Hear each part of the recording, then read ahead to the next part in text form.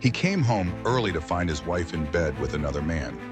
Instead of grabbing his cricket bat, he threw their clothes away and left. But when she blamed him for the fallout of her affair, he realized some betrayals can't be forgiven. This is the story of a man who turned heartbreak into petty revenge and found freedom in walking away. I, 32, have been married to my soon-to-be ex-wife, 30, Shin Madison, for 4 years. We are currently in counseling, but it is not going to work. About a year ago, I found out she was having an affair by coming home to their clothes in our living room and sounds coming from our bedroom. I lost it. I was getting my cricket bat out of the front closet when I stopped to think about the consequences. I did not want to go to jail. Instead, I took all their clothes and left quietly. I went to a friend's house, but not before throwing all the clothes in a McDonald's garbage can. I turned off my phone and got shit-faced with my buddy. His wife hosed us off in the morning. After I turned my phone back on, I had dozens of calls and texts from Madison. First scared because she got my updated flight information. Then upset that I hadn't called her to let her know I was going to be coming home early. Then freaked out that the house had been broken into. Then crazy because she figured out it was me. They just got more deranged. The guy she was with is 5 inches shorter than me and about 60 pounds lighter. So if he had taken my clothes, it would be obvious. He ended up calling his friend to go get his spare keys from his house.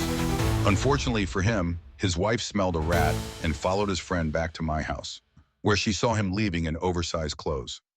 Long story short, she took pictures and she had evidence of his infidelity, which caused their prenup to be canceled, which cost him a lot of money. It is all one big giant shit show.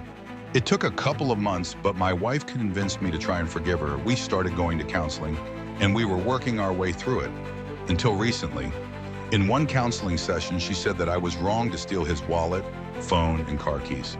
She said that his divorce is costing him a lot of money, and that I should have dealt with it in a more mature manner, and that it was my fault. I have never admitted to taking his stuff. To begin with, I was afraid he might call the cops. Then I didn't want to give her ammunition in case she wanted a divorce. Now I just don't care. I told her that her cheating was the reason her boyfriend is getting divorced, and that I hope his ex takes everything. I am still not living at home. I have my own apartment, and I'm filing for divorce.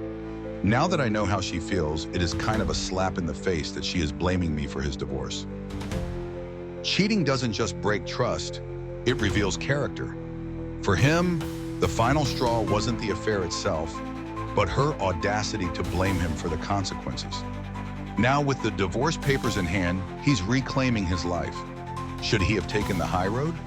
Or was his petty revenge the wake-up call she needed? Share your thoughts in the comments. What would you have done in his shoes?